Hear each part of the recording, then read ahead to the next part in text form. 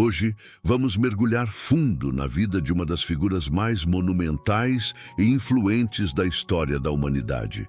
Um homem cuja jornada de fé não apenas definiu o destino de sua família, mas também moldou o panorama espiritual de bilhões de pessoas através dos séculos. Falaremos de Abraão, conhecido como o pai da fé. Mas antes de ser Abraão, ele era Abrão. Para entender a magnitude de sua história, precisamos primeiro nos transportar para o seu mundo. Imagine uma terra antiga, a Mesopotâmia, cerca de 4.000 anos atrás. Estamos na cidade de Ur dos Caldeus, um centro pulsante de civilização, localizado no que hoje é o sul do Iraque. Ur não era um deserto isolado. Era uma metrópole sofisticada, com um comércio próspero, arquitetura impressionante e uma cultura rica. No entanto, espiritualmente, era uma terra mergulhada no politeísmo. As pessoas adoravam um panteão de deuses e deusas, representados por ídolos de barro e metal. O pai de Abrão, chamado Terá, era, segundo a tradição, um fabricante desses ídolos. Era um mundo onde a ideia de um único Deus, invisível e todo-poderoso, era radical, quase impensável. Foi neste cenário, em meio a uma cultura que se curvava a muitos deuses, que um homem foi chamado a olhar para o céu e ouvir a voz do Deus único. Abrão era um homem de 75 anos, casado com sua meia-irmã, Sarai, uma mulher de beleza notável, mas estéril. Eles não tinham filhos, o que naquela cultura era visto como uma grande vergonha e o fim de uma linhagem. A vida de Abrão parecia estabelecida, seu futuro previsível. Ele herdaria os negócios da família, viveria e morreria em Ur, e sua memória se desvaneceria com o tempo, como a de tantos outros. Mas o Criador do universo tinha um plano diferente e extraordinário para este homem. Um chamado que o levaria para fora de sua terra, para longe de sua parentela e para o centro de uma promessa que mudaria o curso da história para sempre. Esta é a história de como Abrão se tornou Abraão, o amigo de Deus e o pai de uma multidão de nações. Fique conosco para descobrir os detalhes dessa jornada épica de obediência, dúvida, provação e fé inabalável. Tudo começou com uma instrução divina, registrada no livro de Gênesis, capítulo 12. Uma voz quebrou o silêncio da vida ordinária de Abrão. Não foi um pedido, mas uma ordem clara e transformadora. Saia da sua terra, do meio dos seus parentes e da casa de seu pai, e vá para a terra que eu lhe mostrarei. Vamos analisar a profundidade deste chamado. Deus estava pedindo a Abrão que abandonasse tudo o que conhecia. Sua terra natal, Ur, representava sua identidade cultural e nacional. Sua parentela, seus amigos e vizinhos, representava sua rede de segurança social e econômica. A casa de seu pai, o clã de Terá, representava sua herança, sua proteção e seu futuro imediato. Em uma era tribal, deixar o clã era como se tornar uma folha ao vento, vulnerável e sem raízes. E para onde ele iria? Para uma terra que eu lhe mostrarei. Não havia um mapa, nem um destino claro. Apenas a promessa de uma orientação futura. Era um salto no escuro, um ato de confiança pura e radical. Mas o chamado veio acompanhado de uma aliança magnífica. Uma promessa de 7 partes que formaria a base da relação entre Deus e a humanidade a partir daquele ponto. Deus se comprometeu a fazer de Abrão uma grande nação e a abençoá-lo profundamente. Prometeu engrandecer o nome de Abrão para que ele mesmo se tornasse uma bênção para outros. E a promessa se estendia à sua influência no mundo. Deus abençoaria aqueles que abençoassem Abrão e amaldiçoaria quem o amaldiçoasse. E o mais impressionante de tudo, Deus garantiu que por meio de Abrão, todos os povos da terra seriam abençoados. Pense nisso. A um homem de 75 anos, sem filhos e com uma esposa estéril, Deus promete uma nação. A um homem que estava deixando para trás seu nome e reputação, Deus promete um grande nome. A um homem comum, Deus promete que ele se tornaria um canal de bênção para toda a humanidade. Era uma promessa tão vasta que desafiava toda a lógica humana. E o que Abrão fez? A Bíblia nos diz de forma sucinta, mas poderosa: partiu Abrão como lhe ordenara o Senhor. Ele obedeceu. Juntou sua esposa Sarai, seu sobrinho Ló, que era órfão, e todos os bens e servos que possuía. Iniciou uma longa e árdua jornada rumo ao desconhecido. A primeira parada foi em Harã, mais ao norte da Mesopotâmia. Foi lá que seu pai, Terá, que havia iniciado a jornada com eles, faleceu. Após a morte de seu pai, o chamado de Deus foi reafirmado, e Abrão, agora o patriarca da família, continuou a viagem. Ele e sua caravana atravessaram o deserto, enfrentando perigos e incertezas até finalmente chegarem a Canaã, a terra que Deus lhe havia prometido. Ao chegarem em Siquém, no coração de Canaã, Deus apareceu a Abrão novamente e disse: à sua descendência darei esta terra. Ali, em meio a um povo estranho, os cananeus, Abrão construiu um altar. Não era um templo grandioso, mas um simples monte de pedras. Foi seu primeiro ato de adoração e de reivindicação da promessa na terra prometida. Ele armou sua tenda, um símbolo de sua vida como peregrino, um estrangeiro em uma terra que um dia pertenceria aos seus descendentes. A jornada, no entanto, estava apenas começando.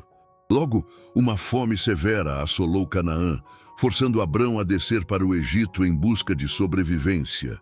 E foi no Egito que sua fé seria testada pela primeira vez, revelando que mesmo o pai da fé era um homem falível, capaz de sentir medo e cometer erros. A jornada para o Egito, embora necessária para a sobrevivência, trouxe consigo um teste de integridade para Abrão. Ele sabia da beleza de sua esposa, Sarai, e temia que os egípcios, especialmente o faraó, pudessem matá-lo para tomá-la. Movido pelo medo, ele elaborou um plano enganoso. Pediu a Sarai que dissesse que era sua irmã, não sua esposa. A lógica de Abrão, embora falha, tinha um fundo de verdade. Sarai era sua meia-irmã. Mas a intenção era enganar. E como previsto, a beleza de Sarai chamou a atenção dos oficiais do faraó, e ela foi levada para o palácio real. Por causa dela, Abrão foi bem tratado, recebendo ovelhas, bois, jumentos e servos. Ele conseguiu proteção e riqueza, mas a que custo? Ele havia comprometido sua integridade e colocado sua esposa em uma posição perigosa. Foi o próprio Deus quem interveio. Gênesis nos conta que o Senhor castigou Faraó e sua casa com pragas severas por causa de Sarai. Faraó, percebendo a causa divina de seus problemas, confrontou Abrão. O que você fez comigo? Por que não me disse que ela era sua esposa? Envergonhado, Abrão não teve resposta. Ele e Sarai foram expulsos do Egito, mas com todas as riquezas que haviam acumulado. Foi uma lição dolorosa sobre a importância de confiar na proteção de Deus, em vez de em sua própria astúcia. De volta a Canaã, Abrão e seu sobrinho Ló prosperaram imensamente. Seus rebanhos eram tão grandes que a terra não podia sustentá-los juntos. Surgiram conflitos entre os pastores de Abrão e os de Ló. Com sabedoria e generosidade, Abrão propôs uma solução pacífica. Ele disse a Ló: não haja conflitos entre nós. Se você for para a esquerda, irei para a direita. Se for para a direita, irei para a esquerda. Ló, olhando com olhos humanos, escolheu a campina verdejante e bem irrigada do Jordão, que se parecia com o jardim do Éden. Ele se estabeleceu perto da cidade de Sodoma, uma cidade conhecida por sua riqueza, mas também por sua extrema perversidade. Abrão, por sua vez, ficou com as terras mais áridas de Canaã. Parecia que Ló tinha feito o melhor negócio. Mas a escolha de Abrão foi um ato de fé, confiando que Deus o abençoaria onde quer que estivesse. E Deus respondeu imediatamente. Após a partida de Ló, o Senhor disse a Abrão: olhe para o norte, para o sul, para o leste e para o oeste. Toda a terra que você está vendo, darei a você e a sua descendência para sempre. Tornarei a sua descendência tão numerosa como o pó da terra. Apesar dessas promessas, o tempo passava, e a maior de todas as angústias de Abrão permanecia. Ele continuava sem filhos. A dúvida começou a corroer seu coração. Em uma visão noturna, registrada em Gênesis capítulo 15, Abrão expressa sua dor a Deus. Senhor soberano, de que me servem tuas dádivas se eu continuo sem filhos e o herdeiro de minha casa será Eliezer de Damasco, meu servo? A resposta de Deus foi uma das cenas mais tocantes da Bíblia. Ele levou Abrão para fora da tenda e disse: olhe para o céu e conte as estrelas, se é que pode contá-las, assim será a sua descendência. E o versículo seguinte é um dos pilares da teologia judaico-cristã. Abrão creu no Senhor, e isso lhe foi creditado como justiça. Naquele momento, a fé de Abrão, apesar de suas dúvidas, foi o suficiente. Para selar essa promessa, Deus estabeleceu uma aliança formal com ele. Foi um ritual antigo e solene. Deus instruiu Abrão a cortar ao meio uma novilha, uma cabra e um carneiro. Ao anoitecer, um sono profundo caiu sobre Abrão e uma escuridão apavorante o cobriu. Nessa escuridão, Deus revelou o futuro de sua descendência. Eles seriam escravos em uma terra estrangeira por 400 anos, mas depois seriam libertados com grandes riquezas. Então, um fogareiro fumegante e uma tocha de fogo, simbolizando a presença do próprio Deus, passaram por entre as metades dos animais. Era a assinatura divina em um contrato inquebrável. Deus estava se comprometendo incondicionalmente a cumprir sua promessa. A promessa de uma terra e de uma descendência incontável estava agora selada por um pacto de sangue. Mas o caminho para o cumprimento dessa promessa ainda seria longo e cheio de desvios humanos. 10 anos se passaram desde que Abrão chegara a Canaã. 10 anos vivendo com a promessa de um filho, mas vendo a cada dia a velhice avançar e a esterilidade de Sarai persistir. A fé pode ter sido creditada como justiça, mas a paciência humana tem limites. Foi Sarai quem, movida pelo costume da época e pelo desespero, tomou a iniciativa. Ela disse a Abrão: o Senhor me impediu de ter filhos. Tome a minha serva egípcia, Agar. Talvez eu possa construir família por meio dela. Em nossa cultura, isso soa estranho, mas na antiga Mesopotâmia era uma prática legal e aceita. Uma esposa estéril poderia dar sua serva ao marido para gerar um herdeiro, que seria legalmente considerado filho da esposa. Abrão, talvez cansado de esperar, talvez querendo atender ao desejo de sua esposa, concordou. Ele tomou Agar como sua segunda esposa e ela concebeu. Mas o que parecia ser uma solução pragmática, rapidamente se transformou em uma fonte de amargo conflito familiar. Quando Agar percebeu que estava grávida, começou a desprezar sua senhora, Sarai. O orgulho de carregar o filho do patriarca subiu-lhe à cabeça. Sarai, ferida e humilhada, culpou Abrão. Você é o responsável pela afronta que venho sofrendo. Abrão, evitando o conflito, deu a Sarai autoridade sobre Agar. Sarai, então, maltratou Agar tão severamente que a serva egípcia fugiu para o deserto. Sozinha, grávida e desesperada, Agar encontrou um anjo do Senhor perto de uma fonte de água. O anjo a confortou, mas também a instruiu a voltar e se submeter a Sarai. E lhe deu uma promessa: multiplicarei tanto os seus descendentes que ninguém os poderá contar. O anjo também revelou o nome e a natureza de seu filho. Você está grávida e terá um filho, e lhe dará o nome de Ismael, pois o Senhor ouviu o seu sofrimento. Agar, maravilhada por ter sido vista e cuidada por Deus no seu momento mais sombrio, chamou o Senhor de o Deus que me vê. Ela retornou e Ismael nasceu. Abrão tinha 86 anos. Por um tempo, deve ter parecido que a promessa havia se cumprido, ainda que por meios humanos. Ismael era seu filho, seu herdeiro.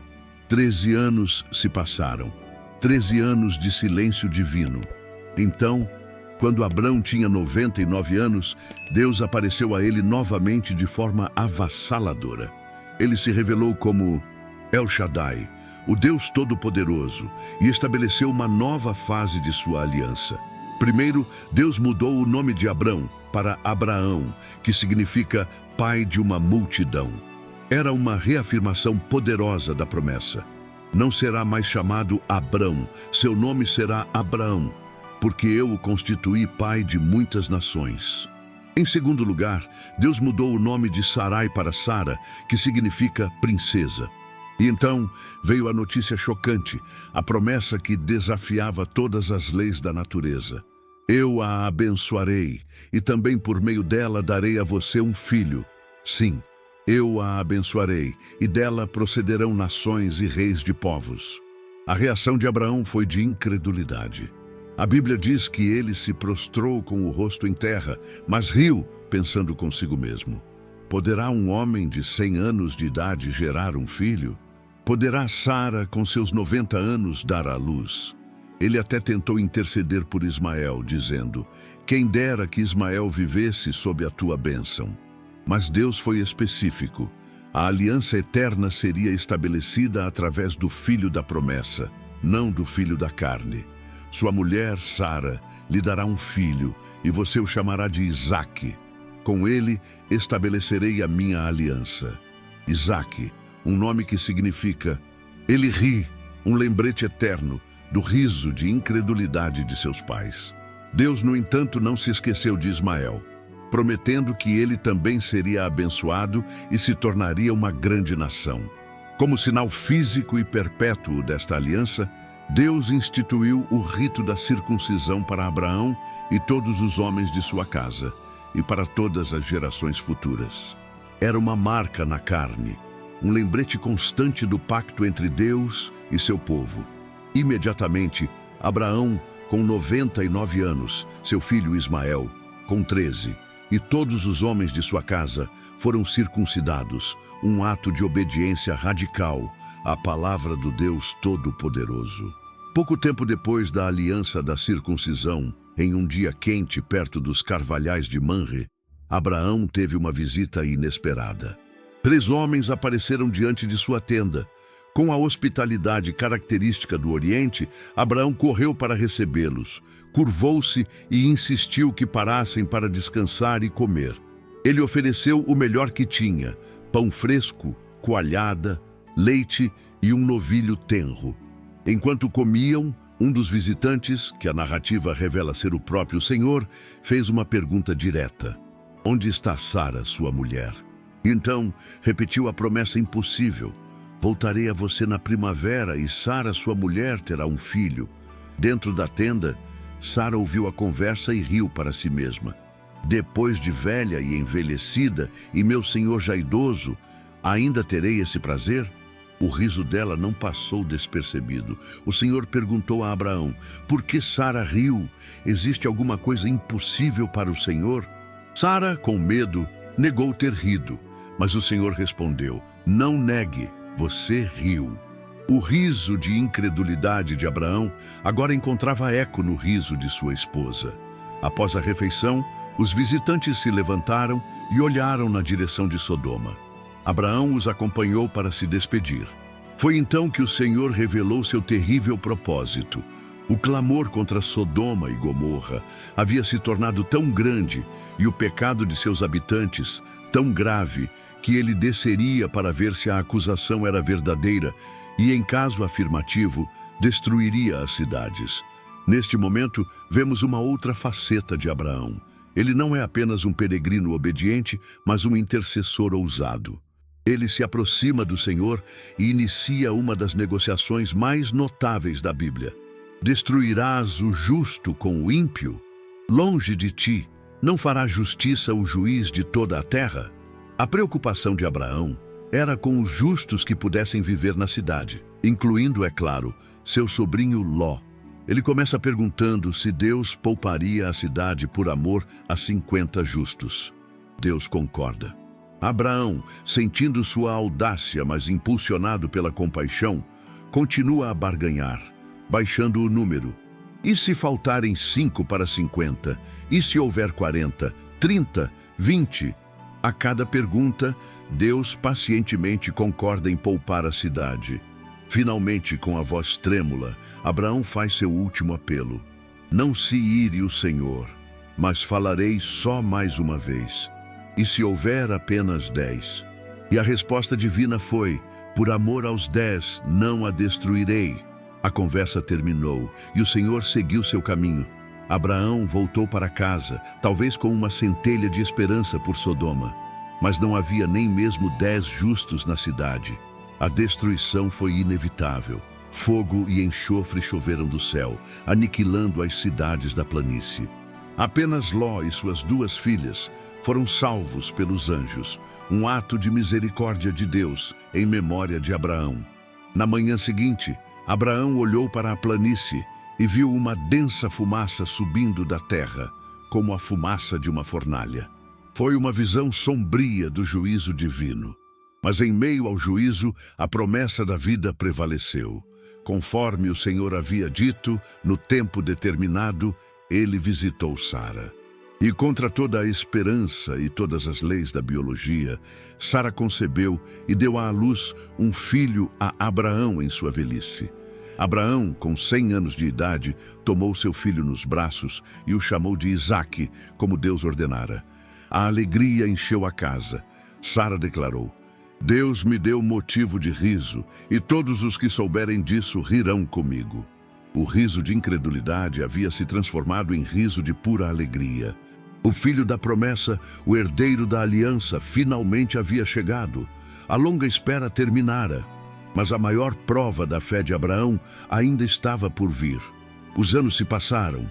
Isaque, o filho do riso, cresceu e se tornou um jovem. Ele era o centro do mundo de Abraão e Sara, a personificação de todas as promessas de Deus. A vida no acampamento do patriarca era provavelmente uma de paz e contentamento. A promessa estava viva, caminhando e falando diante de seus olhos. E então veio o teste final, o mais incompreensível e angustiante de todos. A Bíblia diz simplesmente: depois dessas coisas Deus pôs Abraão à prova. A voz que um dia o chamou de Ur, que lhe prometeu estrelas no céu, agora lhe fazia um pedido de partir o coração. Pegue seu filho, seu único filho, Isaque, a quem você ama, e vá para a região de Moriá.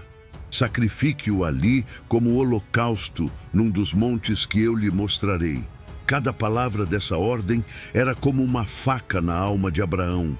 Seu filho, seu único filho. Embora Ismael existisse, Isaque era o único filho da promessa, a quem você ama. Era um teste que parecia contradizer tudo o que Deus havia prometido.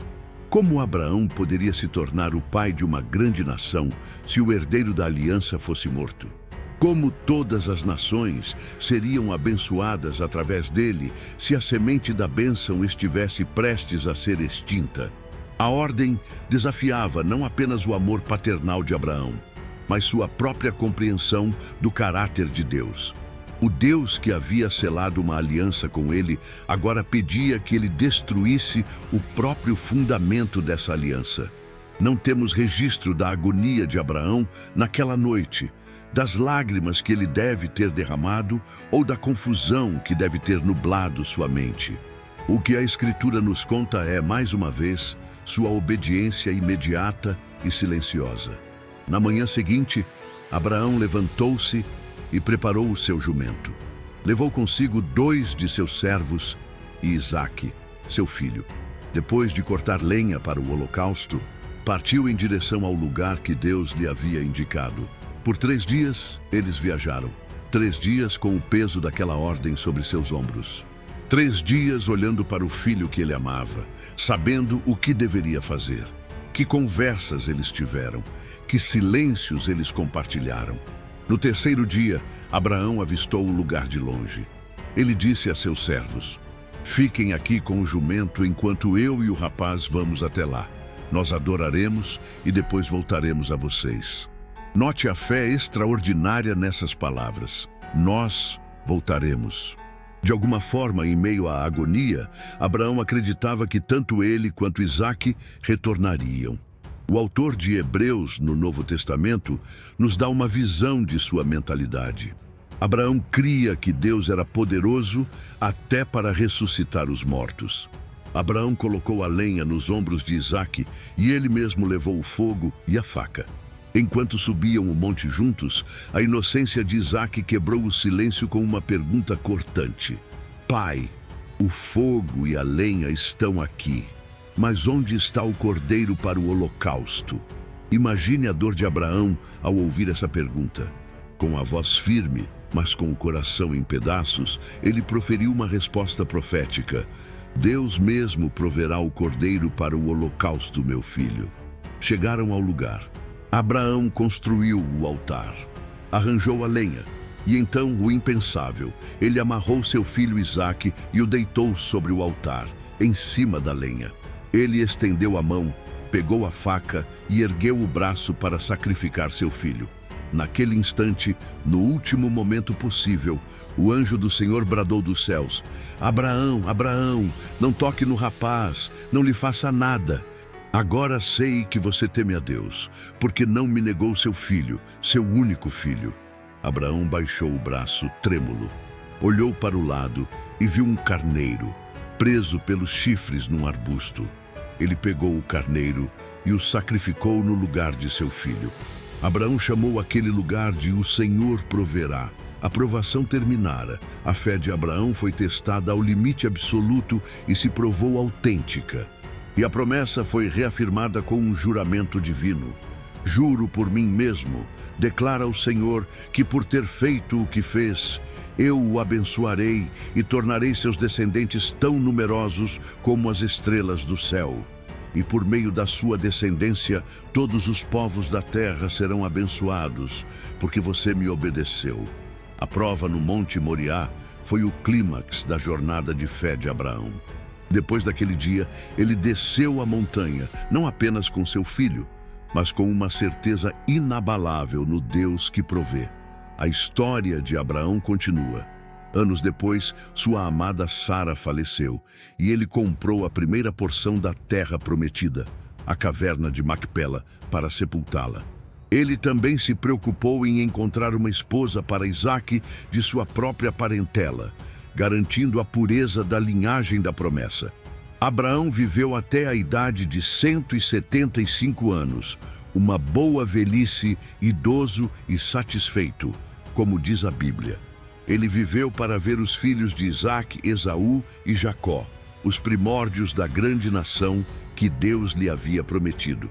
Ao morrer, foi sepultado por seus 2 filhos, Isaque e Ismael, lado a lado, junto de Sara. Mas o legado de Abraão transcende sua vida e sua morte. Ele não é apenas uma figura histórica, ele é um arquétipo espiritual. Para o judaísmo, ele é o primeiro patriarca, o pai do povo judeu, aquele com quem Deus estabeleceu sua aliança fundamental. Para o cristianismo, Abraão é o pai de todos os que têm fé. O apóstolo Paulo o apresenta como o exemplo máximo da justificação pela fé, mostrando que a salvação vem não por obras, mas pela confiança em Deus, uma confiança que Abraão demonstrou muito antes da lei de Moisés. A promessa de que todos os povos da terra serão abençoados encontra seu cumprimento final em Jesus Cristo, um descendente direto de Abraão. Para o islamismo, Ibrahim, como é conhecido, é um dos mais importantes profetas de Deus, um modelo de submissão. A palavra Islã significa submissão à vontade divina, especialmente demonstrada em sua disposição para sacrificar seu filho. A vida de Abraão nos ensina que a jornada da fé não é uma linha reta. É cheia de desvios, dúvidas, medos e erros. Abraão mentiu no Egito, tentou cumprir a promessa por meios humanos com Agar e riu da promessa de Deus. Mas, a cada passo, ele aprendia, crescia e voltava a confiar. Sua história é um convite para cada um de nós. um convite para sair da nossa pessoal, da nossa zona de conforto, e caminhar em obediência a Deus, mesmo quando o destino é incerto. É um lembrete de que as maiores promessas de Deus muitas vezes nascem em meio à impossibilidade. E é a prova de que um homem, uma mulher, que ousa confiar em Deus, pode se tornar um canal de bênçãos que ecoam por toda a eternidade. Obrigado por se juntar a nós nesta jornada pela vida de Abraão. Se você foi inspirado por esta história, não se esqueça de curtir, compartilhar e se inscrever no nosso canal para mais histórias bíblicas narradas. Até a próxima.